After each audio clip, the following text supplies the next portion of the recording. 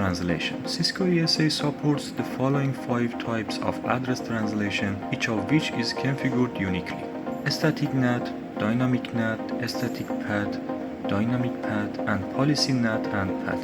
Static NAT.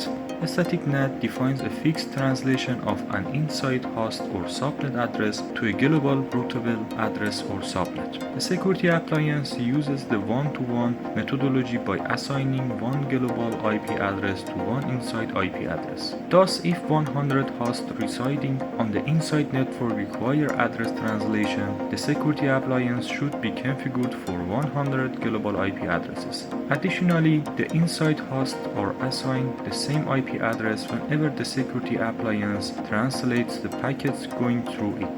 This is a recommended solution in scenarios in which an organization provides services such as email, web, DNS, and FTP for outside users. Using a static NAT, the servers use the same global IP address for all the inbound and outbound connections. Dynamic network address translation. Dynamic NAT assigns a random IP address from a pre-configured pool of global IP addresses. The security appliance uses a one-to-one methodology by allocating one global IP address to an inside IP address. Hence, if 100 hosts reside on the inside network, then you have at least 100 addresses in the pool of addresses. This is a recommended solution in scenarios in which an organization uses protocols that don't contain layer 4 information, such as generic routing encapsulation, reliable datagram protocol, and data delivery protocol. After the security appliance has built a dynamic NAT for an inside host, any outside machine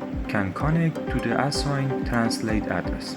Configuration of dynamic NAT is a two-step process. Number 1. Defining a global pool. Number 2.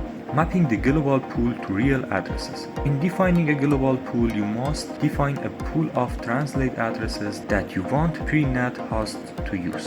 And in mapping the global pool to real addresses, after defining the global address pool, the next step is to identify the original host or network address that you want to translate. A static port address translation. Port redirection is useful when the security appliance need to statically map multiple inside servers to one global IP address. Port redirection is applied to traffic when it passes through the security appliance from a lower security interface to a higher security interface. The outside hosts connect to the global IP address on a specific TCP or UDP port, which the security appliance redirects to the internal server as shown in figure. The security appliance allows the use of either a dedicated IP address or the global interface's IP address for port redirection. When port redirection is set up to use the public interface's IP address, the security appliance uses the same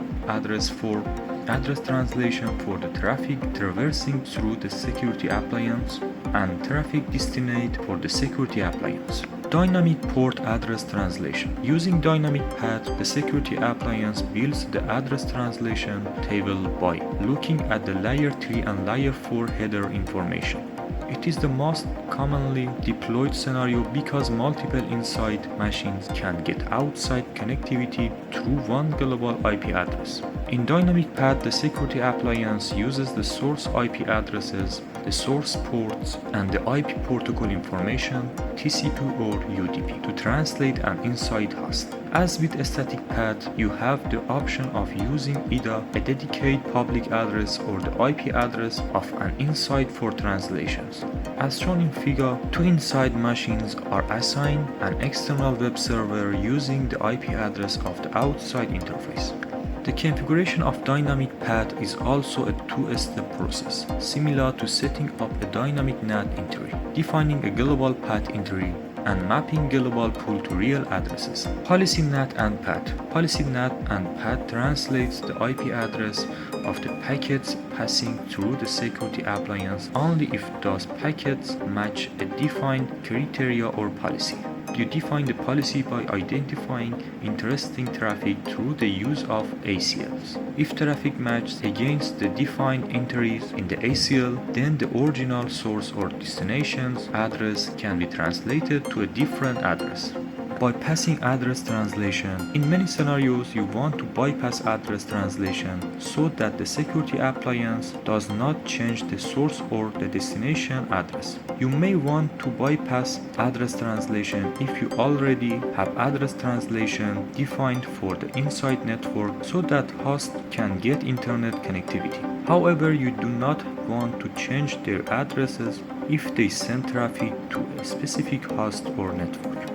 You have the NAT control feature turned on, but you do not want to translate host on a DMZ or any other interface. If you want the security appliance to pass some traffic without translating it, you can use Identity NAT or NAT exemption to bypass address translation. Identity NAT. Identity NAT preserves the source IP address as it traverses from a higher to a lower security level interface. Even though the security appliance translates the real address to the same address, in theory it is bypassing address translation by keeping the source address intact. For example, if you want your inside network to keep the same source address when it sends traffic through the security appliance, you can use Identity NAT.